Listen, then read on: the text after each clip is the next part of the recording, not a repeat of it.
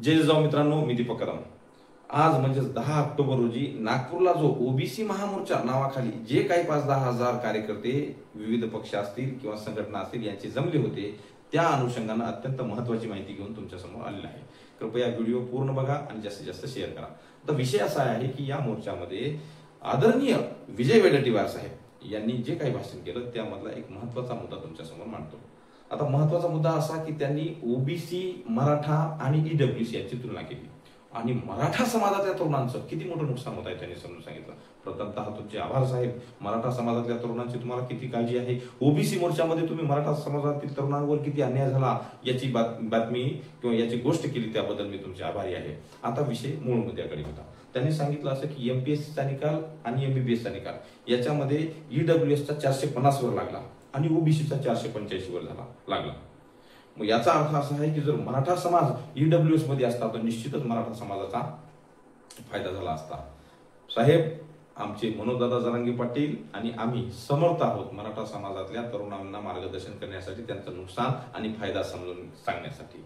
आता विषय काय आहे, तुमच्या जातीविषयी मी थोडीशी माहिती काढली तर बऱ्याच जणांकडून अशी मला माहिती मिळाली की तुमची म्हणजे आदरणीय विजय वडेट्टीवार साहेब यांची जात धोबी आहे। आता महाराष्ट्रामध्ये जे काही आरक्षण मिळत आहे सध्या, हे आरक्षण 1931च्या जनगणनेनुसार म्हणजे जी की जात निहाय झाली होती त्याच्यानुसार मिळते। आता मी तुम्हाला याच्यासाठी सांगतोय, त्याच्यामधले बारकाईने मुद्दे आम्ही जेव्हा बघितले तेव्हा आपली जी जात आहे धोबी जात, या जातीची लोकसंख्या साधारणतः 0.30% जवळपास आहे। मग आता आपल्या जातीला जर आपण ओबीसी मधून काढून जर ईडब्ल्यूएस मध्ये टाकलं तर आपला किती मोठा फायदा होईल साहेब। आपल्या जातीतील लोकांचं, तरुणांचं फार मोठं कल्याण होईल।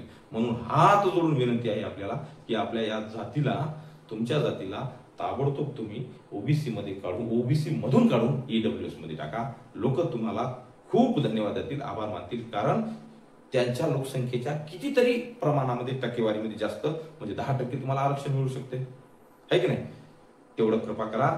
आणि विविध महाराष्ट्रामध्ये तुम्हीच नाही, महाराष्ट्रामध्ये अनेक नेते मराठ्यांचं नुकसान कसं होत आहे ईडब्ल्यूएस मधून बाहेर पडल्यानंतर हे आम्हाला समजून सांगत आहे।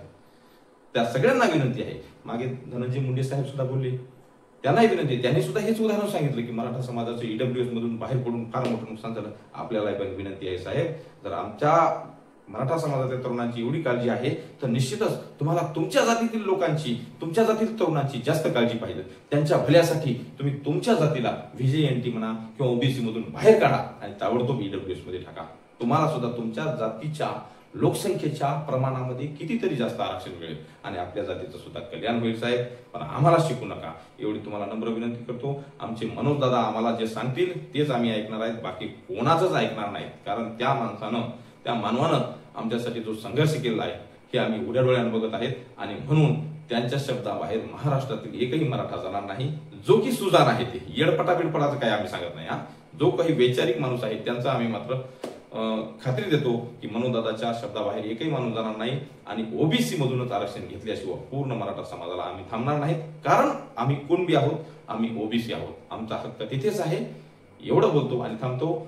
व्हिडिओ आवडल्यास जास्तीत जास्त शेअर करा, लाईक करा, कमेंट करा आणि हो, चॅनलला सबस्क्राईब करायला विसरू नका। धन्यवाद। जय जिजाऊ, जय शिवराय।